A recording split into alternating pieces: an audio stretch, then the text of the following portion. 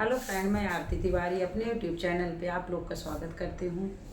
देखो, एक सुहाग गीत गाने जा रही हूँ। अभी सब लोग को पता है बेटी का विवाह गवन सब चालू ही है। बेटी बेटा सबके शादी विवाह का समय है, इसके लिए एक बेटी विवाह गाने जा रही हूँ। आप लोग को जैसे लगेगा लाइक और सब्सक्राइब करना, ज़्यादा से ज़्यादा शेयर करना। रोई रोई बेटी पूछे सुना मोरे बाबा, यारे कई सन के रीतिया रिवाज रे लालने मायर कई सन के रीतिया रिवाज रे लालने मायर। रोई रोई बेटी पूछई सुना मोरे बाबा, यार कई सन के रीति रिवाज रे ललने मायर कई सन के रीतिया रिवाज रे ललने मायर। मैया के कोखिया में दुई रे ललने मायर, एक कई बहिनी एक भाई रे ललने मायर, एक कई बहिनी के भाई रे ललने मा।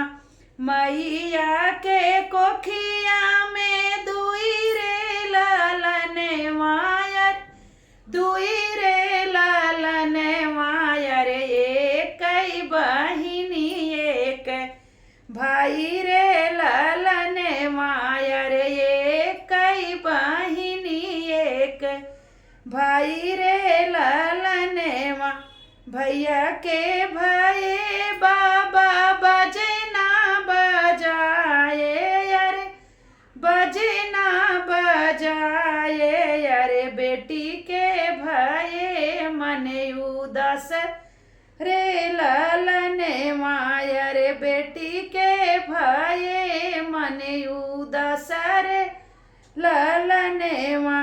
बेटा के रखबा पापा अपने महलिया, अरे अपने महलिया, अरे बेटी के भेजा दूसर देश रे ललने मायर, बेटी के भेजा दूसर देश रे ललने मा।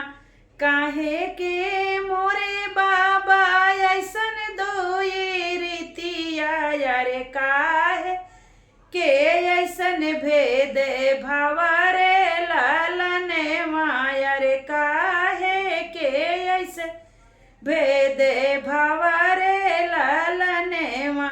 नाही मोरे बेटी अरे ऐसन दुई रीतिया, अरे नाही कौनो भेदिया रे भाव रे ललने मा।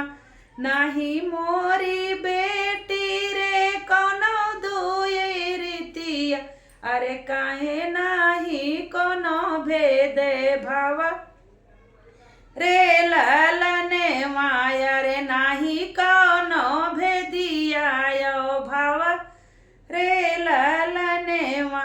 तोहरे जन्म बेटी बजला बधैया, अरे बजला बधैया, अरे दूसरा हई घरे परिवार रे ललने माया, रे दूसरा हई घरे परिवार रे ललने मा।